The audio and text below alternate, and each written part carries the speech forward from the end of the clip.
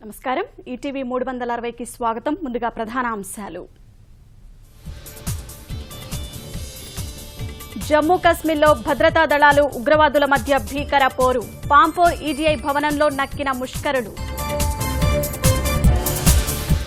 ఎన్ఎస్జీలో భారత్కు సభ్యత్వంపై చర్చలకు సిద్ధం ఉగ్రవాది మసూద్ అజర్పై ఐరాస నిషేధానికి వ్యతిరేకమన్న చైనా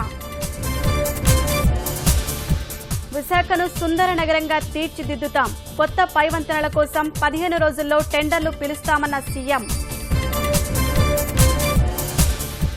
తెలంగాణలో కొత్త జిల్లాల ఏర్పాటుపై అర్ధరాత్రి తుది ప్రకటన సిద్దిపేట నుంచి ప్రారంభించనున్న కేసీఆర్